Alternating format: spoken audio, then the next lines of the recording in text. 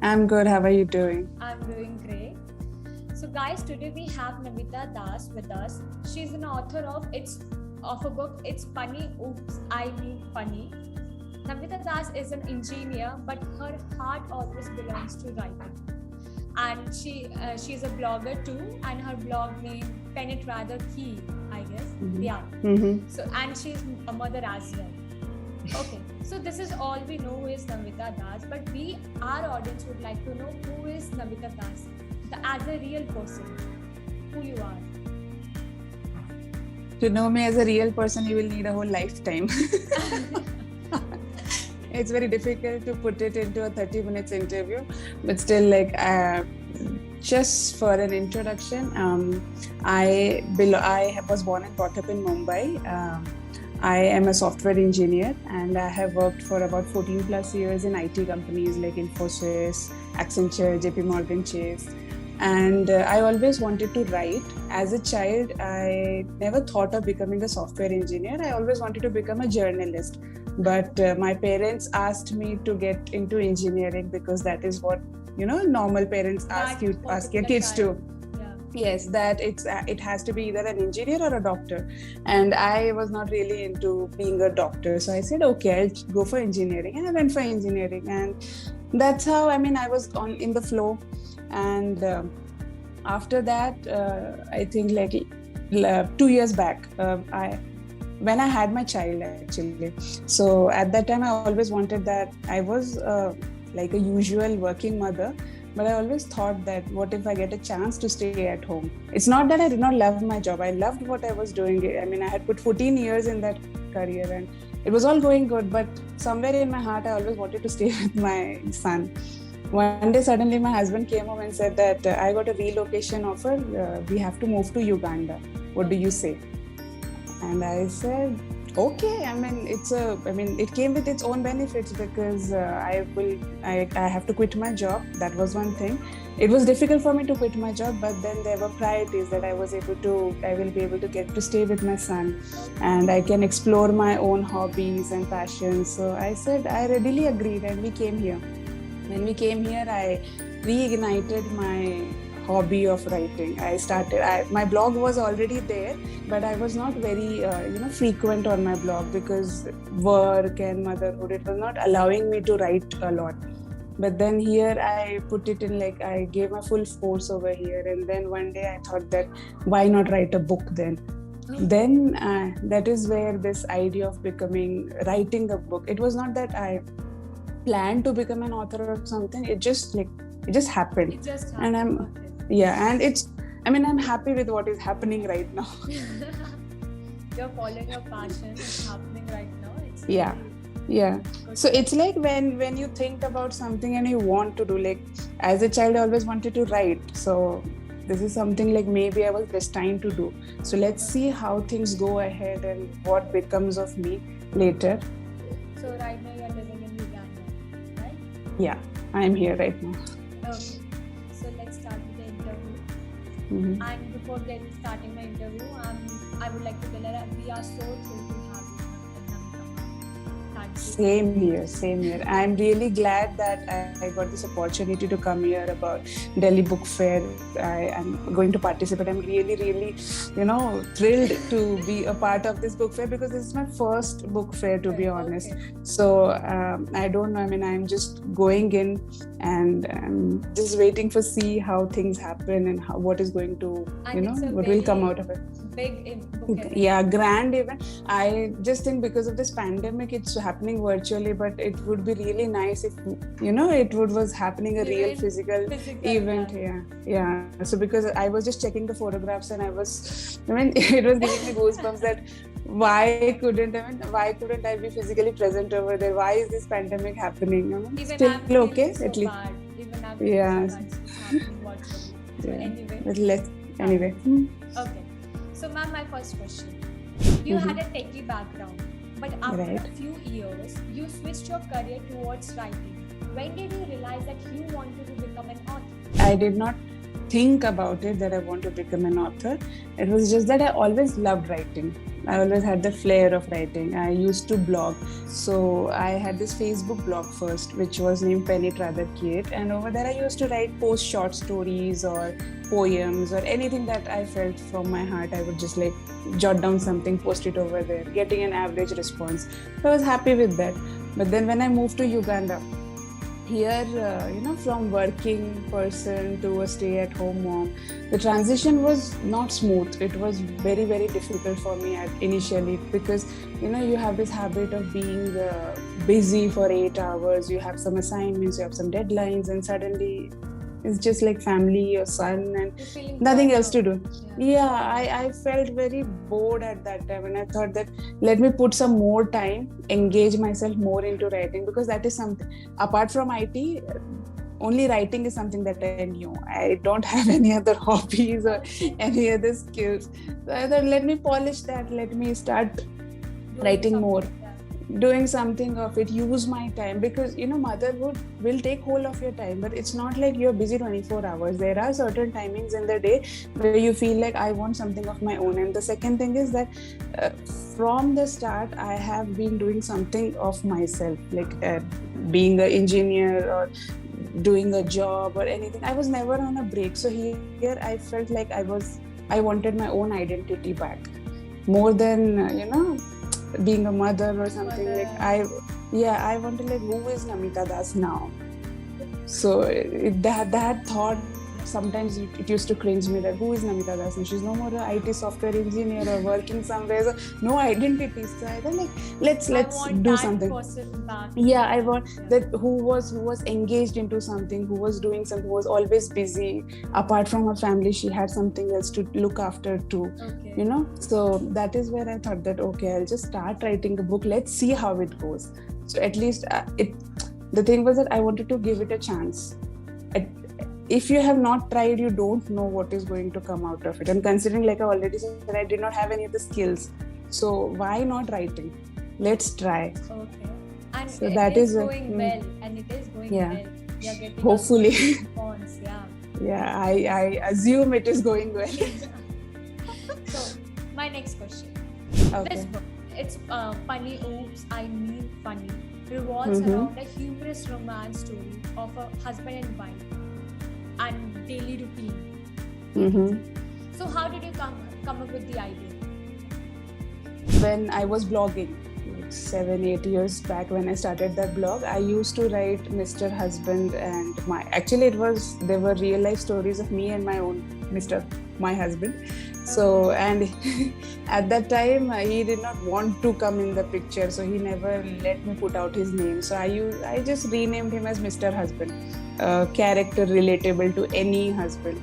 So I started posting stories and everything. So there is where this, blogs came in, and they were all humorous stories, real life incidents. People were liking it. My colleagues and my friends were asking, like, can you write some more?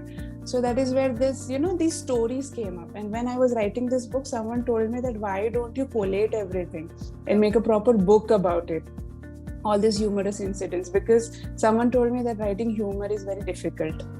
And I was writing it easy. I mean, it came naturally to me. It wasn't a very based on your real life, right? Yeah, real life. So I'm still, many people told me that it's not easy to change the mood of a person. Writing humor is very tricky when you need to understand what you are saying, or you're underscoring your own statement. Like, you laughed now and you just double the joke and then it's gone. So I thought, okay, if people want it, and if there were some close friends who said that, okay, go ahead, write it. So I thought, okay, let me try. And that is where this book, It's Funny, Oops, I Mean Funny, came out. Then I wrote, after this was done, again, my readers told me that it's a very short book. They want to read more of it, because they found it very funny, and they thought that it just finished like so quickly, so write some more. So I said, okay, I'll write a short sequel to it, but again, that was even shorter. So I wrote a sequel to this one, which is called Happily Technically Ever After, which is again the story of Anu and Mr. Husband and their New Year banter. So what happened in during New Year, this last New Year. And then After that, the So third that book that is banter, so that banter happened with you and your husband, right? Or is just yeah, imaginative? slightly imaginative. It's like he gives me puns and he gives me statements, and I just weave it into a story. Okay. I take some creative liberty so that I also have to keep my readers engaged. It's just it's not like a 5-line joke. I have to write a proper story, so I just weave it for their so that my readers are engaged and they still are on the book, instead of like after 5 minutes I feel bored. It's not so humorous. It should not be the case. So that was the second story, and then the third story, I thought that enough of Mr. Husband now. I'll write something different. So my friend told me write a horror story. I said, okay, let me try a horror thriller. But since that humor thing comes naturally to me, so I Horror converted that also. into So the third book, which is supposed to come like maybe this week or next week, it will be published. It's Who Ate Our Food. So there's no Anu or Mr. Husband in that. There's a different characters. It's about an urban couple, but it's horror comedy. So let's see how that turns out. Okay. I can see you're a naturally humorous person. Yeah. Thank you. I take that as a compliment. Okay. So my third question: how much time did you spend writing this book? If I say, or if I try to count from the day I wrote the first Mr. Husband story, then it would be like around 7 years. Okay. But So basically it's working but- on your life book, right? yeah. Yeah. So, but that's not the case, because when I was blogging, I was just blogging. The thought was not about writing a book. But when I decided to write this book, it was when I was collating. And because when you write on a blog, it's only like a 500, 600 word story. But when you want to write it into a book, it has to be elaborated and comprehensive. And you need to describe the setting, you need to describe the plot. So blogging and book is different. So Different. when I decided to collate it into a book, it took me around 2 months to write It's Funny, Oops, I Mean Funny into a complete book. But the funny part is that the third book, which I was talking about, the one that has to come now, Who Ate Our Food, I finished that book in 7 days. Oh my goodness, 7 days. So the thing was that one day in the evening, we were just having our tea, and I told a passing joke to my husband about something. Then he started laughing. I was like, why not I convert this into a book? He said, okay, go ahead, do it. Then I pulled out my laptop and started writing, and then I was like full into the flow. I started writing it as a short story, but then I kept on writing, and then it became converted into a novella. So I thought, now it's good, like let me publish it. I pitched it to some of the publishers, and I got an opportunity from one of them, and who accepted to publish. And I was like, okay, someone trusts my content. So my third book is also coming out now. No, it's amazing. Yeah. Yeah. Even I can't believe I did that. Yeah, even I can't. 7 days. It's too Yeah. less. Question is, why did you choose Kiwi Books India as your publisher? Right? Your publisher is Kiwi Books India. Yeah. So why did you choose them as your publisher? Honestly, I did not choose them. They chose me. That's if they chose you. Okay. So the thing was that when I finished writing this book, I talked to some of my author friends who had already self-published, and they told me all the nitty-gritties of self-publishing. As a new author, I should try and self-publish first, because no traditional publisher is going to pick up my content. And I tried to research what is self-publishing, and someone told me that self-publishing gives you the full control of publishing. You become independent. Yeah, you become independent, you get full control. And I tried to see like, okay, you have to go through editing, then formatting, and then you have to put it on the Kindle, and then you have to look out for printing the book and distribution. And then I felt that, sorry, this is not my cup of tea. I am a writer. I will limit myself to a writer. I cannot take all that, it was too much for me to understand like how I can, do everything on my own. It really got difficult for me to understand that how I can go ahead and self-publish. And then there were also some self-publishers who were offering packages, and I was really not confident about paying such high amounts to self-publish my first book. Okay. Then I thought, let's see. I mean, I have put like so much hard work and effort into it. Let me at least try once for traditional. If it fails, I'll see what I can do. I may give up or I may self-publish. I don't know what I'm going to do, but I want to try. I don't want to give up at the very first phase. So I started pitching it, and Okay. most of the big 6-7 publishers, top Indian publishers, they are there. They have their turnaround time of 10 to 12 weeks, or maximum it's 16 weeks. And I waited.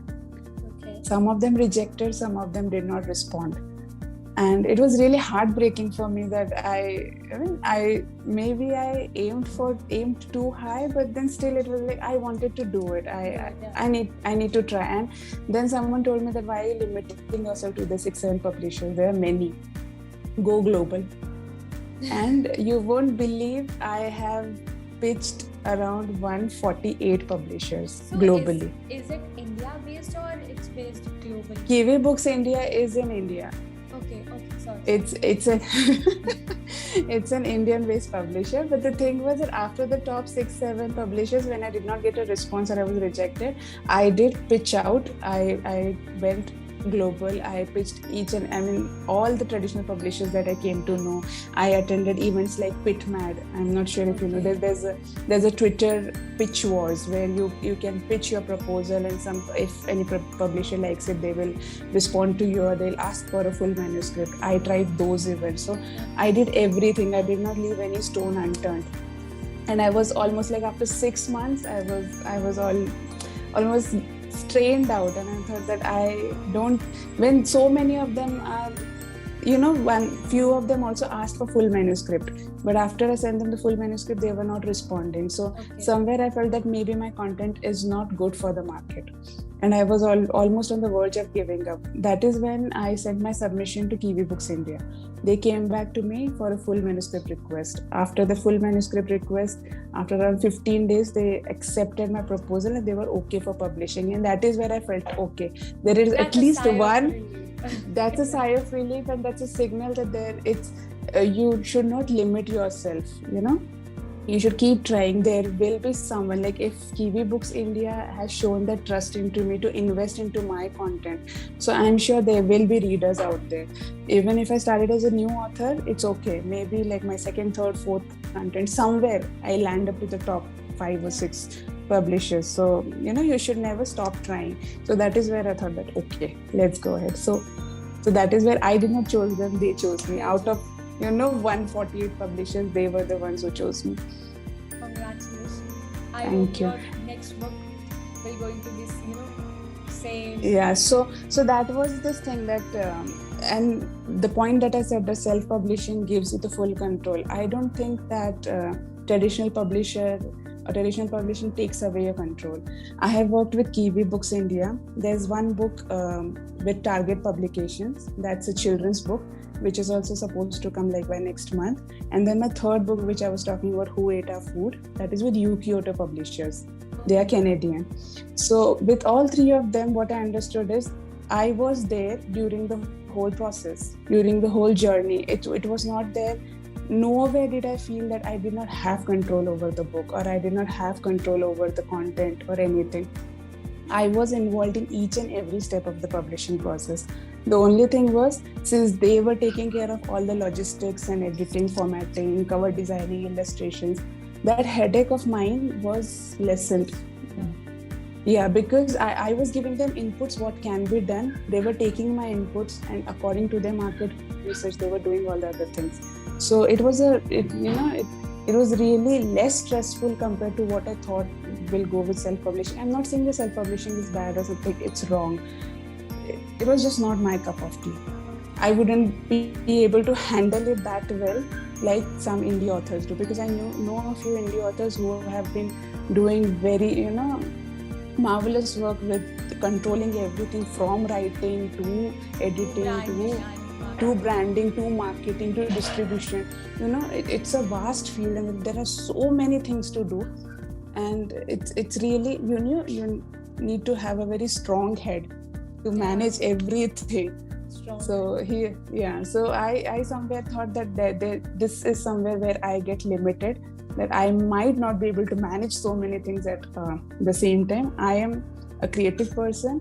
I want to spend my energy writing and giving out more humorous books or children's stories, and I accept that. Yeah, I mean, it's I okay. don't. Yeah, It's okay. I mean, whatever is my capability, I can't force myself or overwhelm myself by doing a bit because someone else is doing. I should also do it, because I might just ruin everything. Yeah. So Your writing is your yeah. strong suit, right? So just Yeah, so I'll just follow that. So that is where I thought that okay, let's go. So let's see what happens in future. But right now it's just that I feel that I'm going a level up. So next, maybe you will going to think something. It's okay. yeah. So okay, my next question. So who is your favorite author, and what kind of genre do you like to read in your leisure time? I asked you a question. I know. So favorite author. So the thing is that I don't have a single favorite author. There are actually, I am not able to say that he or she is my favorite author, because many times it happens that I read my book and I just become a fan of that particular author. There are many indie authors whom I like, right, whose books I have read and they are very nice. But if I have to say something that I have read from my childhood, then it is Ruskin Bond. Okay. His books I have read since I was growing, and everything that he writes, everything from fiction, non-fiction, comedy, thriller, everything. I love everything of him. So he was an inspiration also for me, that I want to become like him, or if I ever get a chance to meet him, then I'll be really, really blessed. I would really want to gift all my books to him one day. If I mean, that is my dream. I want to meet him for once. Let's see. I mean, maybe in some book fair or somewhere I'll get to meet him. I hopefully you will. I hope so. To meet him. Yeah. And your next question was? What kind of genre do you read? Yeah. I love to read light-hearted, breezy reads, because I am not a person who can read action, violence, or serious crime, bloodshed, and all. But that's not. I mean, I get a light little, reader. Yeah. So I'm a little light reader, and I also cannot understand poetry. I am a writer, but I don't understand poetry. But poetry and normal writing novels are two different things. So it's okay. Yes, but there are few writers who write such nice proses, but at the same time they can write beautiful poems in Hindi, in English, and I sometimes envy them that how do you write it? And my poems, if I read my poems, I feel like, what amateurish work is this? So I don't think I can write poems. Some of my friends say that they like my poems, but I don't feel that confidence about my poems. And also it's very difficult for me to understand poems. When I'm reading also, it becomes difficult. So very light, and I also like to read light romance stories, not like very cringy romance, and light romance, not that Bollywood style romance. That is also not something I can digest. Okay. Yeah. And very light reads. Like right now I'm reading Three Men in a Boat. It's a very hilarious. It's a hilarious. My syllabus book. Yeah, it was there in the school for some of them. It was not in our school, but I read somewhere that it was there in some students. I don't remember the writer's name. Jerome. Yeah. So I was reading that, and I was like, oh, this is such it's such an old book. I mean, it was written decades back, but it's still, you feel connected. Even the place that they have mentioned, it's I have never visited that place, but still you feel like you are there. You are there. Huh. Yeah, so it's a very beautiful, nice book. I'm still reading it, so let's see when I finish it. Okay, so your last question is, as a debut author, what challenges did I face while writing? While writing, there were no challenges because I knew how to write. The main challenge came when I wanted to publish it, because I was a newbie into this field. I did not know how to publish, where to approach, who to approach, and whoever was responding, is that the right person? People, there were packages to self-publish. So should I trust them? Should I give them my money? Will they be doing a good job? So these were the things where I faced the main challenges. Then it's also that you need a good beta reader or an editor for your content. because as a writer I am writing, but for me it might be a good content, or I am able to connect it because in my head I have my story. But when someone else reads that, they might find the gaps over there, that there might be some gap, or I might be missing out a complete link over it. So you need a beta reader who can tell you that, is your story properly in a flow, does it smoothly transition? So finding an editor was a problem, and I needed a personal someone who I can trust upon. So those were the challenges that I faced after finishing my book. I really enjoyed the full thing, from starting when we were trying to adjust all the mics, and then the conversation with you. It was really, really nice to come here. Thank you for inviting me, and thank you for giving me this opportunity to come over here. And wish me all the best for the Delhi Book Fair. Let's see how I fare there over. Thank you so much.